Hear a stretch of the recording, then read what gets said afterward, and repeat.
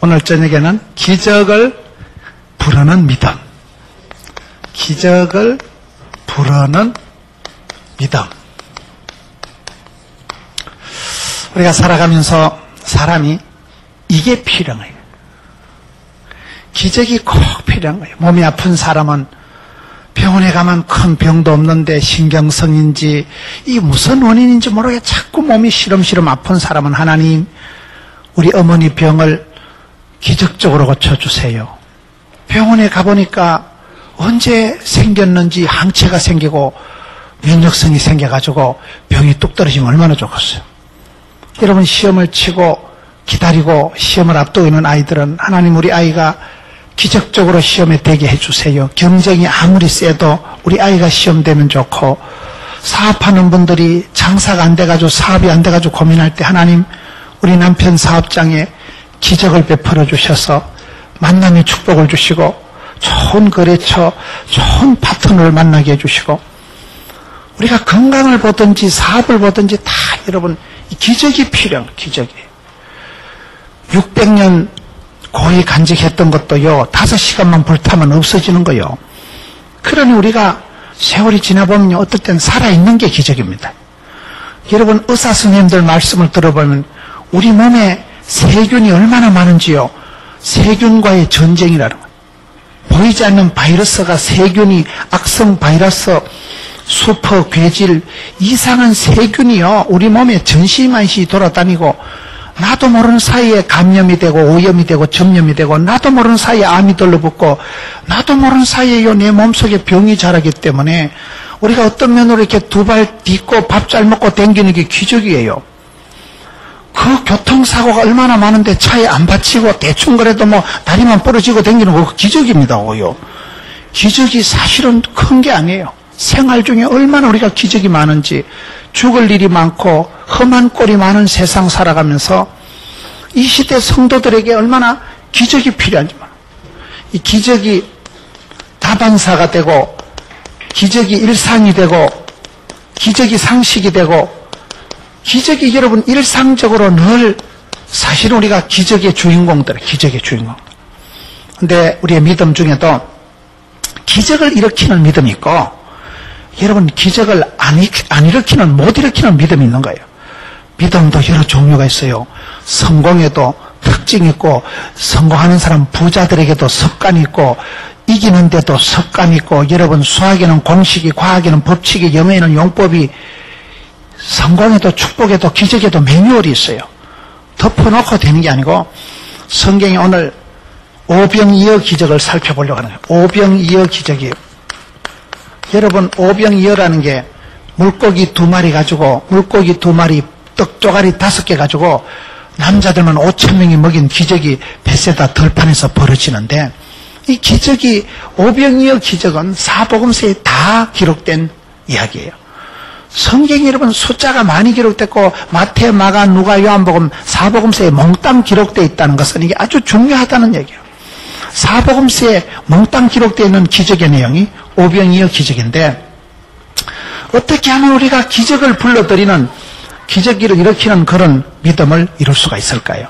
오늘 말씀 속에 보면 다 답이 있는 거예요. 성경으로 돌아가서 여러분 누가복음 9장에 1절부터 보면 예수께서 12제자를 불러 모으사 모든 귀신을 제하며 병을 고치는 능력과 권세를 주시고 하나님 나라를 전파하며 앓는 자를 고치게 하려고 내어보내시며 첫째는 이 기적이 상식이 되고 기적이 늘 일어나는 그런 우리가 믿음의 사람이 되기 위해서는 어떻게 해야 될까요? 오늘 말씀에 보면 우리 예수님께서 제자들에게 권세와 능력을 주시고 권세와 능력을 주신 제자들을 내어 보내시는 게 나와요.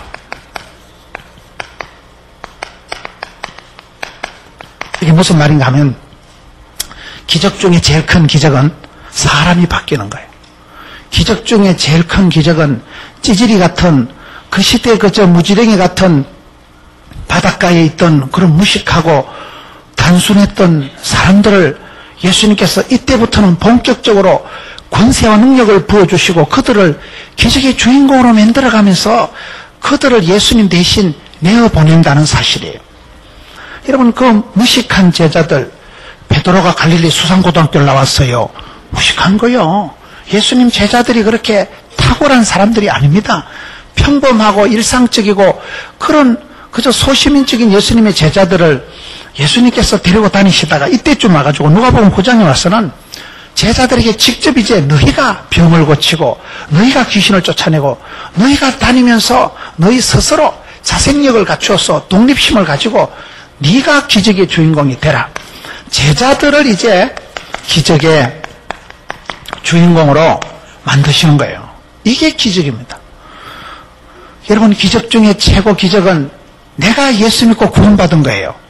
내 같은 죄인이, 내 같은 사람이 예수를 알고 진리 안에 자유를 얻고 내 같은 사람이 변화가 되고 자다가 일어나도 행복하고, 여러분, 나 같은 죄인이 용서함 받아서 주 앞에 옳다함 받음을, 그 구원의 의미를, 그 하나님의 사랑의 깊이와 높이와 넓이를 깨닫고 나면요, 자유가 오고 감격이 오고 사람이 행복에 겨워서 나 같은 사람이 어떻게 이와 같은 축복을, 영광을, 특권을 누리게 되는가. 그게 여러분 기적 중에 제일 기적이에요. 다른 사람이 암병이 떨어지고 다른 사람이 사업 성공하고 다른 사람이 합격하는 것보다 내 속에서 일어나는 이게 중요한데, 오늘 기적을 불러들이는 믿음은 뭘까요? 예수님께서 그 12 제자들을 부르시고 12 제자들에게 각자 권세와 능력을 부어주셔서 이제 네가 나가서 직접 전도하고 네가 나가서 사람을 변화시키고 네가 이 땅에 기적의 주인공이 되거라.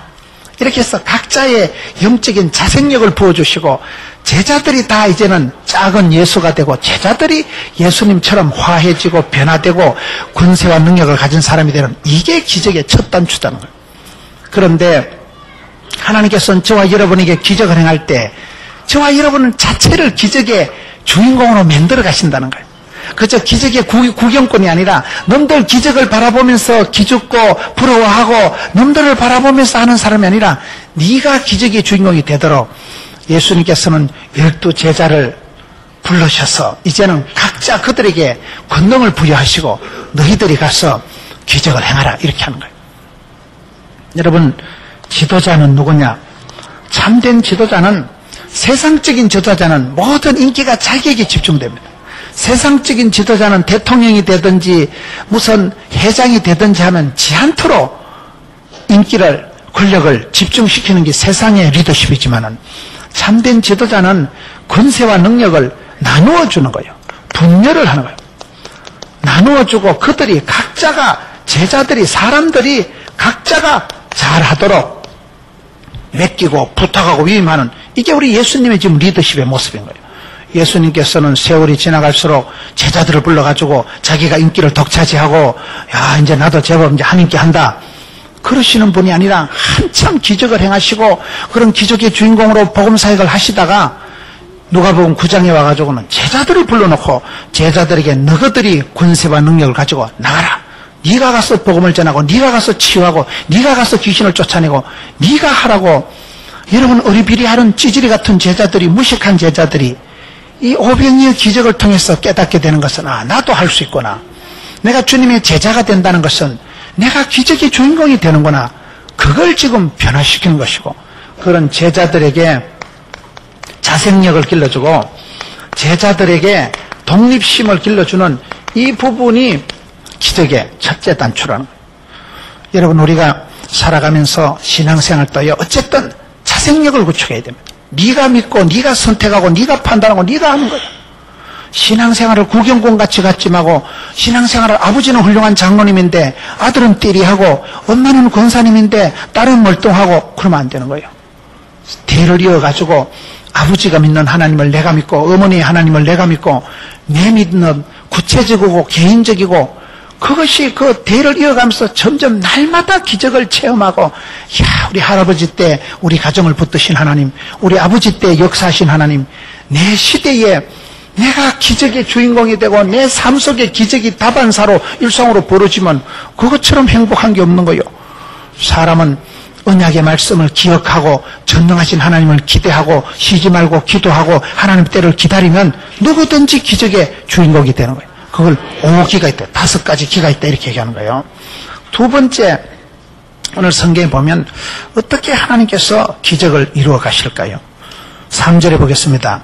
이르시되 여행을 위하여 아무것도 가지지 말라. 지팡이나 주머니나 양식이나 돈이나 두벌 옷을 가지지 말라.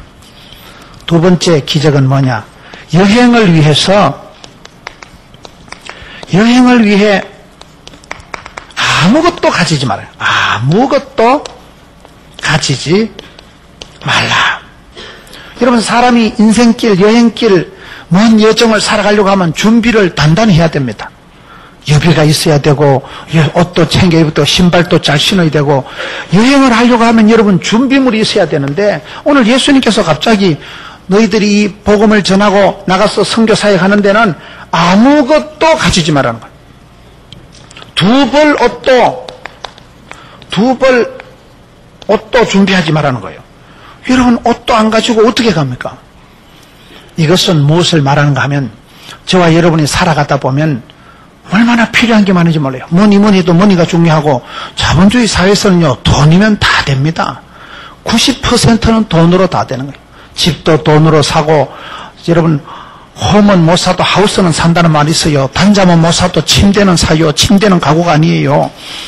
뭐든지 내가 살 수 있는 거. 요즘 아가씨들 결혼할 때요, 사랑을 택할래, 능력을 택할래 하면 여자들이요, 능력 있는 남자를 택하지 사랑스러운 남자를 안 택하는 시대가 돼버렸던 거예요. 사랑이 밥 먹여주냐? 돈이 중요하지. 그래서 자본주의 사회에서는 돈 놓고 돈 먹는 거예요. 돈이면 최고요. 돈이 신이고, 여러분 성경에 보면 물질이라는 건 하나님하고 거의 동급입니다. 하나님과 물질을 경하여 섬길 수 없다고 했기 때문에 하나님하고 거의 동급에 있는 게 물질이에요. 돈이 파워입니다. 유전무죄, 무전유죄, 그런 말 들어봤어요? 돈 있는 놈이 여러분 돈 벌기가 쉽겠어요? 돈 없는 놈이 돈 벌기가 쉽겠어요? 돈이 안 많아서 잘 모르겠어요? 돈이 많은 사람은요, 어떤 분은 빌딩이 한 채가 있는데 한 달에 4만 3천만 원씩 받는다 하더라고요. 자기 빌딩에 4만 한 달에 3천만 원씩 가만 앉아서 받아 먹는 사람하고, 전 재산이 3천만 원인 사람은요, 3천만 원 전세 얻어놓으면요, 주인이 5천만 원 올려주든지 나가든지, 얼마나 쉽고 바꿨어요. 돈이 없는 사람은요, 올라가는 전세를 못 따라가는 거예요. 돈이 있는 사람은 가만히 앉아가지고 세가 들어오고 뭐가 들어오고, 이게 자본주의 사회가 빈익빈 부익부 사회요. 자본주의 사회가 돈이면 다 되는 거예요. 돈이면. 그러다 보니까 이 시대를 관통하는 철학이 실용주의입니다. 실용주의. 뭐 어떤 게 이제 실용주의, 합리주의, 쾌락주의. 뭐든지 돈이 돼야 돼. 나한테 덕이 되냐, 손해가 되느냐. 뭐든지 이게 손해 안 보고 헛되지 않고 합리적으로 계산적으로 살아가고, 뭐든지 여러분 내가 재밌어야 돼요.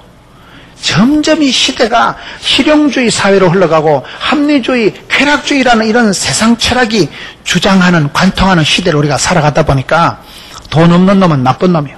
돈 있는 사람은 변호사를 세게 대가지고 여러분 말도 안 되는 논리를 펼쳐가지고, 그래서 이래서 이 사람이 꼭 잘못한 건 아니고 잘한 것도 아니지만 그렇다고 죽을 죄를 지은 건 아니고 법적으로는 문제가 없는데 정서상으로는 그 시기해가지고 그 시기가 돼가지고 말을 베베 비비 꼬 들어가면요, 이게 죄가 있는 건지 없는 건지 띵하게 하다. 하여튼 그래서 법률적으로는 무죄인데 정서상으로는 나쁜 놈인데, 하여튼 뭐 감옥에 들어가려는 아이고 그래 돈을 많이 댔기 때문에 니는 그냥 이래가지고, 이게요 무전유죄라니까요. 돈이 있는 사람은 돈을 동원해가지고 변호사를 사든지 뭐를 하든지 어쨌든 빠져나가도록 그런 것이 있을 수도 있다는 얘기예요. 돈이 없는 놈은 없으니까 열받고, 변호사를 하나 살 수가 있어요. 뭐 아무것도 안 되는 게 뭐 띵하게 있다 그냥 천지도 모르고 막 몸으로 때우는 거예요. 이런 시대를 우리가 살다 보니까 신앙생활에서도 나도 모르게 너희는 이 세대를 본받지 말고 마음을 새롭게 함으로 변화를 받아 하나님의 뜻을 분별해야 되는데, 하나님의 뜻은 뭘까요? 돈 놓고 돈 먹는 게 믿음이 아닙니다. 지금 오병이어 기적이라는 것은 무에서 유를 창조하는 거예요. 빈들에서 여러분 5,000명을 먹이고도 남기는 그런 풍성한 12강지를 남기는 기적을 행하시기 전에 제자들에게 예수님께서 너가 단디히 봐라. 돈 놓고 돈 먹는 거 세상 아니다. 돈 있는 놈은 무조건 행복하고 돈 없는 놈은 저주받은 놈이 아니다. 돈이면 다 된다는 곧단 생각을 하지 마라. 뭐든지 효과적이고 시간에 끼는 게 그게 최고라는 그런 인간 합리주의, 무슨 쾌락주의, 재밌으면 장땡이라는 그런 생각을 하지 말라는 거예요. 예수님께서는 여행을 위해서 아무것도 가지지 마라. 아무것도 없는 사람이, 여러분, 주님은 나에게 모든 분이 되시고 모든 것이 되신다는 걸 체험하는 걸 기적이라고 하는 거예요. 우리가 결과적으로 지금 벳세다 들판에서 아무것도 없었다니까요. 제자들이 빵 공장을 가지고 있었다거나 제자들 손에 밀가루 덩어리가 있었다거나 아무것도 없는 상황에서 봐봐라. 너희들이 들판에서 아무것도 없어도 내가 좀 있어 봐라. 5,000명 먹이고 12강절이 풍성하게 남기는 기적을 행할 건데 제자들에게 지금 빵을 헤매기고 미르치 대가리를 뜯어가지고 먹이기 전에 예수님께서 제자들의 머릿속에 지금 생각을 소재해 주는 거예요. 너희들도 어떻게 나를 따라다니면서 돈 없다고 낙심하고 손에 잡히는 거 없다고 낙심하고 그게 아니다. 돈 넣고 돈 먹는 게 세상 같지? 돈이면 뭐든지 다 살 수 있지 싶지 싶지? 천만의 말씀. 예수님께서는 제자들에게 세상 사람들은 실용주의로 살아가서 뭐든지 돈이 된다면 무슨 짓이라도 하는 세상이지만 합리주의가 자기를 합리화시키는 게 죄라는 거예요. 뭐든지 논리적으로 따져가지고 뭐든지 재밌고 즐겁고 니한테 유익하면 다 좋고 쓰면 뱉고 달면 삼키는 그런 세상적인 철학을 가지고 살지 말라는 거예요. 너거는 달라야 된다는 거예요. 그래서 여행을 위해서 아무것도 가지지 말라. 심령이 가난한 자는 복이 있나니 천국이 저희 것이며 심령이 가난해야 천국을 가지지요. 내가 많이 가지고 있으면 천국을 소유 못합니다. 아프리카에서 원숭이를 잡을 때 어떻게 잡느냐. 이 원숭이를 잡을 때요, 원숭이란 놈이 야자수가 열매가 있으면 여기에 구멍을 빠끔하게 뚫어서 요 안에 캔디를 넣어둔 거예요. 그럼 원숭이가 이 안에 손을 쏙 넣어가지고 캔디를 꼭 잡았을 때 사냥꾼이 잡으러 가면요, 손을 빼면 우이씨 안 빠진다. 이 사탕을 넣으면 손이 쏙 빠질 텐데 사탕을 잡고 있는 거 욕심 때문에 손을 못 넣는다는 거예요. 사탕 아까워가지고 사탕 세 알 잡고 있다가 온몸이 통째로 잡혀 죽는다는 거예요. 그게 원숭이의 그 소탐 대실. 원숭이는 사탕 몇 개를 손을 넣으면 쏙 빠질 텐데 움켜진 주먹 때문에 야자수에서 안 빠져가지고 원숭이가 잡혀 죽는다는 거예요. 내가 무엇을 붙잡고 움켜잡고 칠갑을 해가지고 덕지덕지 많이 소유했다고 부자가 아닙니다. 어리석은 부자 영감님이 아따 금년도 농사도 잘 되고 이제 아파트 평수도 넓히고 창고도 넓히고 이빠이 쌓아놓고 이제 즐기고 살자. 그때 하나님께서 말하는 오늘 밤 내가 너를 생명을 데려가면 니 어쩔래? 창고 지어서 뭐하게요? 창고 지어서 뭐하게 그거요? 그 창고가 600년이 간다 해도 5시간 만에 불타고 만다니까요. 이 세상 것은 다 그런 것이죠. 불타고 사라지고 없어지고 찰나적이고 순간적이고 임시적이고 그런 것에 목을 매지 마라. 생명이요 생명. 영생을 주시기도 하고 영벌에 처하기도 하실 그 하나님을 두려워하고 내게 주신 자도 여호와요 취하신 자도 여호와요 그분을 중요시 생각해야 되지. 여러분 우리 아들 딸이 어릴 때 우리 딸이 어릴 때 제가 귤을 주고 유일아 아빠한테 귤 한쪽 주어라. 그럼 우리 딸이요 안 줘요. 안 내. 내 거야. 얘는요 저거 애비보다 귤 쪼아리가 중요한 거예요. 그러면 제가 봤을 때 이 가시나봐라. 내가 귤을요 한 박스를 사다가 유일이 방에 쫙 깔 수 있다니까요. 제가 귤을 찻대기로 사다가 박스 한 20박스를 사다가 애기 방에 쌓으면 침대보다 더 높이 안 섞었어요. 내가 침대의 높이만큼 귤을 사다 쌓을 수가 있어. 제가 그 정도 능력이 있습니다. 그런데 우리 딸은요 천지를 모르기 때문에 애비가 누군지를 모르기 때문에 손에 잡힌 귤 쪼가리 하나를 안 줍니다. 유일아 아빠한테 한 쪼가리만 줘봐봐. 그러면 언니 내 거야. 그러면 속으로 이 가시나가 귤을 찻대기로 사다 확 깔아버리까. 저 같으면 그렇게 생각하지만 하나님은 그래 안 하시고 안타까워 하시는 거예요. 우리가 여러분 믿음이라는 건 무엇입니까? 눈에는 보이는 것이 없고 손에는 잡히는 것이었어. 믿음은 바라는 것들의 실상이요 보지 못하는 것들의 증거이기 때문에 제자들아 너희들이 돈 한 푼 있다고 거들먹거리지 말고 손에 아무것도 없고 빈들이라고 기죽지 마라. 돈 놓고 돈 먹는 게 믿음이 아니다.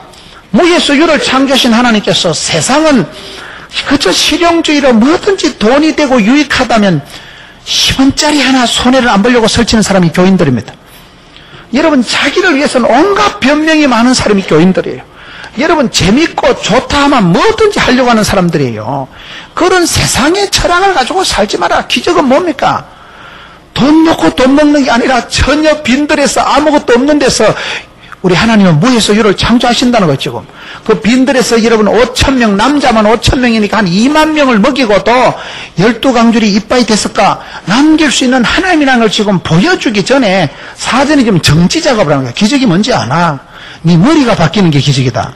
기적이 뭔지 아나? 그럼 불신적이고 세상적인 철학에 쩔여가지고 살아가는 이 사고방식이 바뀌고 머리통 속에 발상이, 착상이, 구상이 변화되는 게 이게 기적이다. 이게 생각이 바뀌는 게, 인생 철학이, 가치체계가 바뀌는 게 기적이다. 그래서 아무것도 가지지 말라는 것은 무소유를 얘기하는 게 아닙니다. 자본주의 사회에서 아무것도 없으면 죽어요. 두 벌 옷도 갖지 마라 하면 안 돼요. 그런데 해외여행을 해보면 재밌는 것이요. 저는 의과대학, 간호대학생들 데리고 해외 선교를 많이 다녔어요. 해외 처음 가는 사람의 특징은 짐보따리가 많고, 해외를 자주 가는 사람은 가방이 심플합니다. 해외 처음 가는 사람은요, 10일 가면 반추 10벌, 논닝구 10벌, 여러분, 그래가지고 날짜만큼 속옷을 넣어가지고 가는 거예요. 겨울옷, 여름옷 다 가져가가지고요. 그런 사람은 공항에 가서도 화장실도 못 가. 왜? 짐 지킨다고. 3단짜리 트렁크를 끌고 다니고요. 짐 지킨다고 화장실도 못 가고, 나중에 여행 갔다 와서 무슨 추억이 있냐 그러면 하여튼 내가 짐꾼인지 포터인지 짐만 끌고 다니다 온 거예요. 추억이 없어, 추억이. 해외여행을 많이 하는 사람은요, 여러분 한비아라고 아세요? 한비아. 저는 대한민국 사람들 중에 노벨 평화상을 받으면 난 한비아가 안 받겠나 싶어. 이 한비아라는 사람이 기아 대책 국제 긴급 구호 팀장이에요. 이분이요, 아주 대단한 분이에요. 직장 생활 하다가 다시 또 대학을 또 공부를 해가지고, 이분은요, 자기가 돈을 벌어가지고 세계 여행을 하고, 오지탐은 뭐야, 오지탐.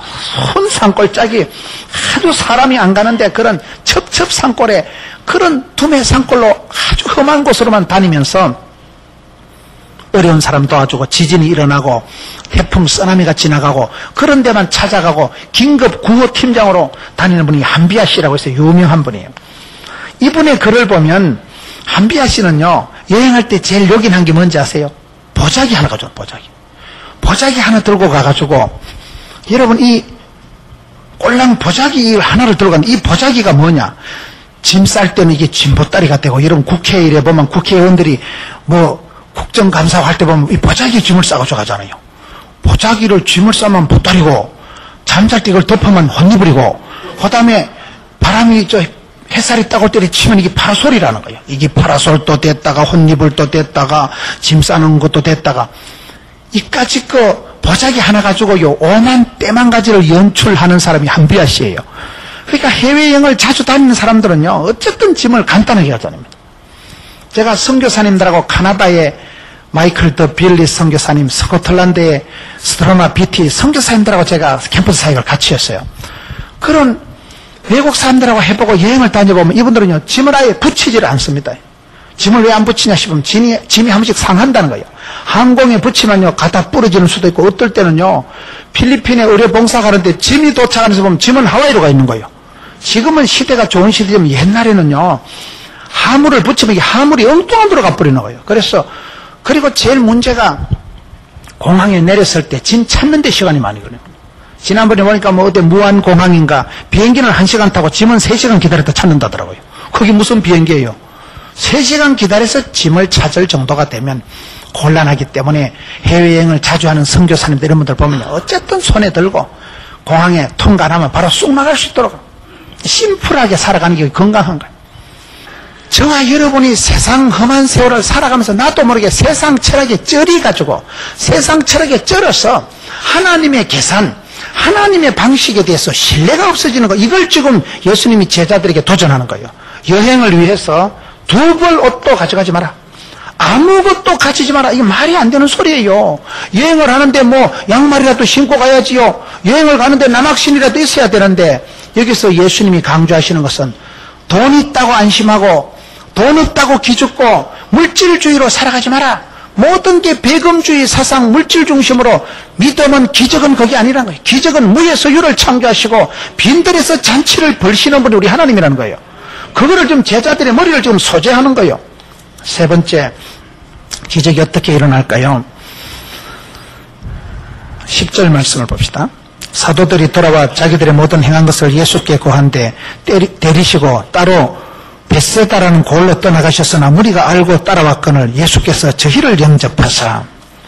저는 이 말씀을 보면서 도전받은 게 예수님께서 지금 제자들을 따로 챙겨가지고 지금 따로 한적한 곳에 가셔서 거기서 따로 제자들과 가서 조용한 지금 시간을 가지시는 거예요. 제자들과 같이 별도로 지금 수련회하고 리트릿하고 마지막 평가회 하려고 파견했던 전도 파송받았던 제자들이 각자 돌아와서 이제 보고를 하고 예수님께서 따로 조용한 시간을 제자들과 가지려고 오붓한 시간을 가지려고 갔는데 아이고 이 무식한 것들이 이 무식한 무리들이 분위기 파악도 못하는 것들이 거기까지 쳐들어오는 거예요.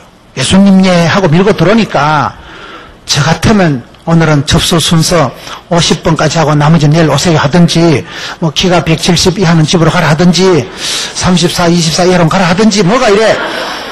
제가 봤을 땐 예수님께서 좀 이렇게 좀 잘라야 될 것 같은데 한 명도 안 자르고 다 이 무식한 것들을 영접해서 예수님께서 병을 고쳐주시고 안아주셨다는 사실이에요. 저는 이게 이해가 안 되는 거예요. 제가 조금 이렇게 사역이 바빠지기 시작하면서 죄송한 것은 시간이 없다는 거예요. 너무 바쁘게. 제가 주일날 설교를 최소한 8판 하거든요. 8번 설교를 해보세요. 죄송한 얘기지만 거의 화장실 갈 틈이 없습니다. 밥을 거의 못 먹습니다. 근데 8번 설교가 쭉 이어지면서 중간에 유아 축복기도 또 안수기도가 있는 거예요. 성도님들 중에 꼭 편찮은 분들, 출국하는 분들, 아기가 태어나서 처음 교회 오는 분들, 이런 분들은 이제 기도를 해줘야 돼요. 그래서 제가 쓰는 방식이 우리 부목사님들을 통해서 전부 다 사전에 예약을 땁니다. 철저히 우리는 예약만 합니다. 예약을 해서 그분이 이번 주일날 안수를 받았다 그러면 3부 예배 마치고 그 시간에 참 쉬고 막간에 한 5분, 10분 사이에요. 5분 사이에 그때 와서 예약을 해서 그분은 안수기도를 받는 거예요. 그렇게 철저히 아주 현대인답게 모던하게 예약 중심으로 흘러간다 이 말이요. 요즘은 예약을 해야 됩니다. 무식하게 들이밀면 안 돼요. 그래가지고 하다 보면 별꼴이 다 있는 거 별꼴이. 그래서 저는 어떨 때 예약을 없이 찾아오면 할 수 없이 못하는 거예요. 그분 했다가는 예배 때 설교를 못하니까 예배 때 목사가 지각을 하니까 그래서 거절을 하고 했는데 제가 이 말씀을 보고 충격받은 거예요. 아, 예수님은 이 분위기 파악 못하는 것들이 예수님께서 지금 따로 한적하게 제자들하고 오붓하게 지금 평가회를 가지는 시간에 막 들이밀고 예수님 예 기도 한 번 해주세요. 들으니까 내 같으면 이걸 내치고 접수 순서 몇 번인가 예 이래 좀 내 같으면 조금 까칠하게 나가야 되는데 예수님께서 몽땅 영접하셔가지고 거침도 없고 막힘도 없고 차별도 없고 몽땅 다 영접해서 웰컴 안아준다는 사실이에요. 제가 저 말씀에 충격을 받아요. 저는 그렇게 못 살거든요. 제가 상당히 농땡이 부리는 게 아니고 거의 몸이 뽀사질 정도로 설교를 주일에 8판 해보세요. 사람이 어지럽습니다. 나중에 6부, 7부쯤 가면요 말을 안 하고 싶어요. 말도 안 하고 싶고 막 기진, 맥진, 탈진 돼가지고 막 진액이 다 빠져가지고 사람이 그런 상태인데도 약속된 건 한다 이 말이에요. 그런데 예수님께서는 약속 안 된 사람도 주님 찾아오는 사람한테는 그걸 한다는 이건 뭘 말하느냐. 따라합시다. 계획적이고 의도적이고 조작적이고 계획적이고 의도적이고 조작적인 삶이 이게 다 옳은 건 아니라는 걸 인정하라는 거예요. 사람이 머리 좋은 사람, 똑똑한 사람, 철두철미한 사람이요 매사를 계획적으로 살아갑니다. 내가 3,000원 벌었으니까 여기서 1,000원은 떼고 200원은 모아고 생각해가지고 그렇게 살아가는 게 그게 하나님이 이루실 기적을 제한해버리는 거예요. 너무나 의도적이고 조작적이고 계획적인 삶을 살아가는 게 나쁜 건 아니에요. 그러나 잘하는 것도 아니에요. 그런 사람은 직계에 지가 넘어가고 자기 한계를 벗어나지 못합니다. 기대 밖에 기도 이상으로 이루시는 게 기적 아니겠어요? 하나님이 이루실 기적의 여지도 없이 하나님이 기적을 이루시는데 됐거든요. 그냥 두세요. 제가 알아서 할 테니까요. 이게 이런 꼬라지다 이 말이에요. 주님이 오셨는데 됐거든요. 언제? 주님이 오셨는데도 이게 주님이 들어올 마음의 여백이 여지가 없는 사람은 기적을 체험을 못합니다. 그게 잘난 사람, 똑똑한 사람들이 자기 함정이라는 거예요. 지 계산에서 벗어나지 못하는 거예요. 이런 우리가 예수님께서 기적을 행하시기 전에 지금 그걸 몸소 보여주시는 거예요. 눈치도 없고 분위기 파악도 못하고 시도 때도 없이 들이미는 무식한 군중 무리 다수들을 예수님께서 한 명도 내치지 않고 다 웰컴, 안아주고 맞아주고 영접하고 축복해 준다는 사실이에요. 제가 저희 교회에서 한 번은 그렇게 예배가 막 1부, 2부, 3부, 4부 쫙 빈틈없이 막 치밀하게 진행이 되는데 젊은 세대기 저보고 오늘 목사님 애기 축복기도 좀 해달라는 거예요. 그래서 제가 접수했어요. 부목사님한테 미리 사전에 예약을 했습니까? 제가 물어봤거든요. 그러니까 이분이 너무나 당연한 듯이 접수 안 했다는 거예요. 그럼 오늘 못합니다 하려고 했는데 어째 그 시간엔 잠시 그래도 내가 사연을 들어보니까 이분이 아기가 어제 태어날 아기가 3달 전에 태어났대요. 그럼 어찌 될게요? 어제 태어날 아기가 얘가 조산이 돼서 난산이 돼서 3달 전에 태어나가지고 얘가 병원에 있다가 오늘 퇴원을 해가지고 병원에 안고 온 거예요. 아직도 아기가 아프니까 젊은 엄마가 아기를 안고 교회 와서 우리 담임 목사님 축복기도를 받으려고 데리고 왔는데 제가 그거 다 대놔놓고 접수했어요. 그래서 되겠냐 이 말이에요. 그래서 되겠냐. 제가 이 말씀을 묵상을 하면서 제가 회개를 한 거예요. 하나님, 제가 알량한 머리 가지고 얼마나 계획적이고 의도적이고 조작적이고 집단에는 온갖 잔머리 굴려서 스케줄을 잡아가지고 알뜰살뜰하게 계획을 세우지만은요, 내 생각과 하나님의 뜻은 다릅니다. 기적이라는 게 뭡니까? 내 생각의 수준을 확 뛰어넘는 게 기적입니다. 하나님은 기적적으로 내 인생에 간섭하시고 하나님은 기적적으로 나를 돌보시려고 하는데 됐거든요. 하나님 지금은 됐거든요. 신경 끄셔요. 그런다 이 말이에요. 우리의 삶의 스타일이 하나님이 손볼 틈도 여지도 여백도 없이 내 생각, 내 뜻, 내 고집, 내 똥꼬집 속에서 머물러 있는 사람들은 기적을 맛볼 수가 없는 거예요. 지금 그걸 지금 가르쳐주는 거예요.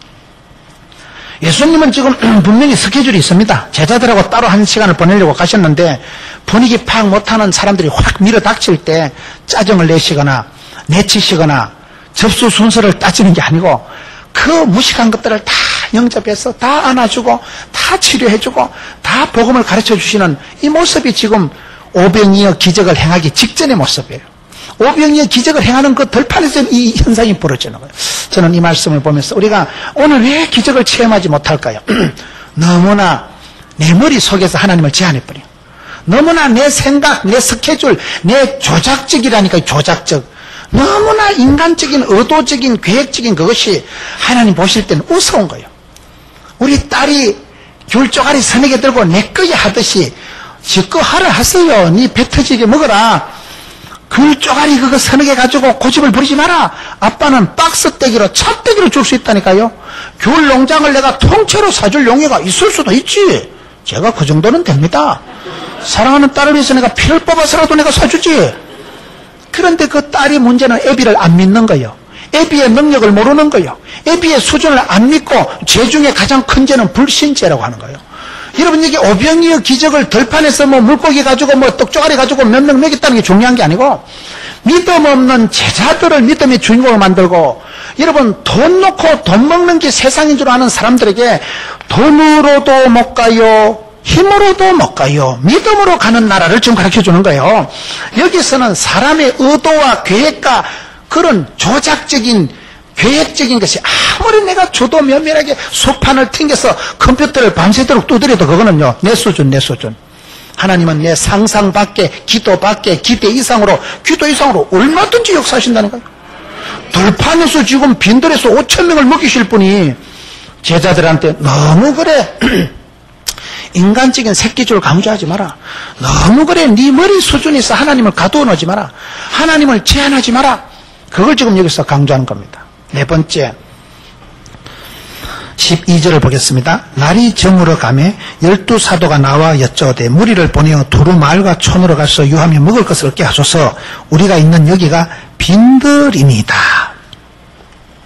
네 번째는 기적이 뭘까요? 네 번째 기적은 지금 여기 시차가 나오는데 지금 여기는 해가 저물고 해는 저물고 빈들에 제자들이 있는 거예요. 딱 떨어지고 여러분 마감 시간이 지나고 더 이상 하루 해가 저물어가고 석양은 물들고 시간적인 데드라인이 다 지나가 버려. 날이 저물어 버렸지요. 그리고 여기가 빵 공장이 아니고 들판 빈들 광야예요. 여기 무슨 빵 공장이 있었겠어요? 편의점이 있었겠어요? 슈퍼마켓이 있었겠어요? 이 상황 자체가 아주 절망적인 지금 상황을 배경을 설명하고 있는 거예요. 우리가 성경을 해석할 때 하나님께서는 기적을 행하시는 조건이 있습니다. 기적의 조건이 항상 보면 안 좋은 거예요. 보면 빈들에서 잔치를 벌리고 우리 주님께서는 병든 자를 고쳐주시고 가난한 자를 부욕해 하시고 성경을 우리가 볼 때 하나님께서는 우리가 환경, 배경, 분위기, 조건에 구애받지 않는 거예요. 시작이 안 좋으면 끝이 좋고 거의 그렇습니다. 성경에 보면 하나님은 가난한 자를 들어 부하게 쓰시고 약한 자를 들어 강하게 쓰시고 미련한 자를 들어서 총기 있게 쓰시는데 여기가 날은 저물어서 이제 어둑어둑하고 컴컴해지지요. 이제는 뭐 활동하고 생산할 시간적인 여유가 없다는 거예요. 빈들이라는 것은 적막강산이요. 모래바람이나 일지 빈들에 무슨 빵이 떡이 없어요. 여기는 전혀 생산성이 없는 막 가는 동네예요. 지금 여기는 더 이상 어떤 변화의 기대의 여지가 없는 해는 떨어졌지요. 빈 돌판에 뭐 아무런 소망이 기대가 희망이 없는 그런 상황에서 여기서 우리 주님께서는 기적을 베풀어 가시는데 빈들의 잔치를 벌여